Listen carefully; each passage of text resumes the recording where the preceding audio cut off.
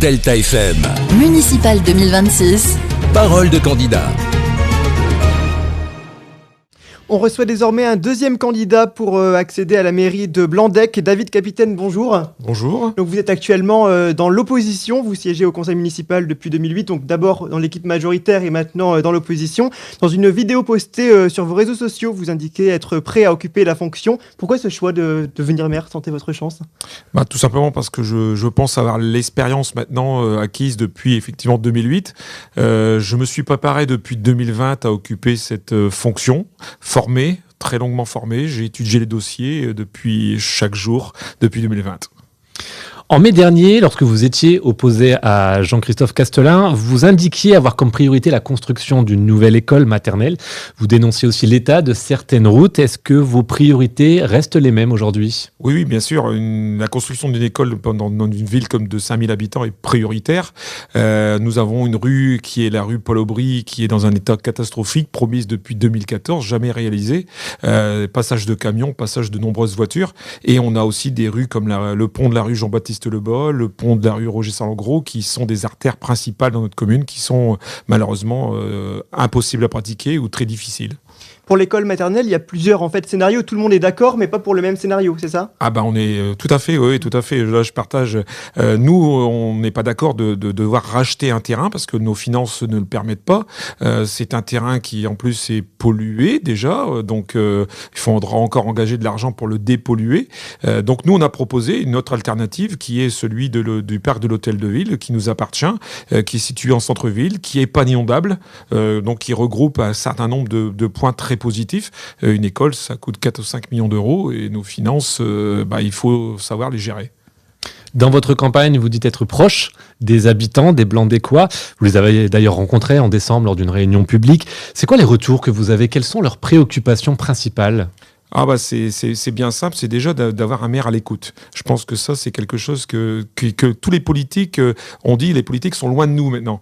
Donc moi, depuis maintenant des dizaines d'années, voire même des décennies, j'essaye d'être proche des Blandécois. Les Blandécois me connaissent, ils me reconnaissent, ils savent qui je suis, ils savent que je peux être disponible, je suis disponible. Donc voilà, je le contacte, rien de tel que pour ressentir ce que les gens demandent. Et ce qu'ils demandent, c'est d'être disponible et de venir de gérer ces inondations. Ça, c'est quelque chose qu'une grande partie des Blandécois demandent, de ne plus avoir peur et de reprendre leur vie normale. C'est pas le cas aujourd'hui du maire ? Je ne pense pas. Je peux vous donner un exemple très concret qui me vient en tête. C'est le plan communal de sauvegarde. Ça fait 2 ans qu'on a été inondé. Ça fait 2 ans qu'on réclame d'élaborer un plan communal de sauvegarde et le plan communal de sauvegarde n'est pas élaboré. Ça parle de lui-même. Face à vous, vous avez Jean-Christophe Castelin qui est l'actuel maire. Il y a aussi Florent Ibanga qui porte quelques mesures similaires aux vôtres. Je pense à l'école maternelle, aussi de la volonté de donner la parole aux habitants. Quel regard vous portez sur sa candidature ?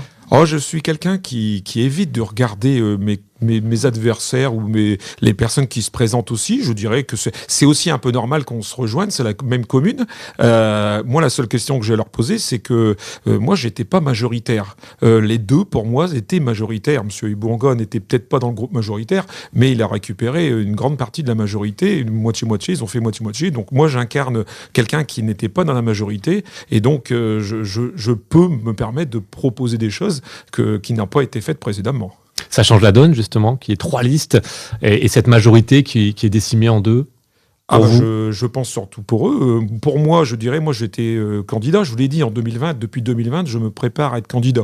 Qu'il y ait 2, 3, 4 listes, j'ai été candidat. Donc, moi, pour ça, leur position, je dirais, ne m'intéresse pas. Moi, je pense aux Blandécois. Je pense à ce que je leur propose. Le reste, après, chacun fait comme il veut. C'est la démocratie. Je trouve ça très bien. Jean-Christophe Castelin a mis aussi l'accent sur la sécurité. Je pense à la sécurité routière sur la route départementale, aussi sur la vidéo-verbalisation. Qu'est-ce que vous en pensez, vous ?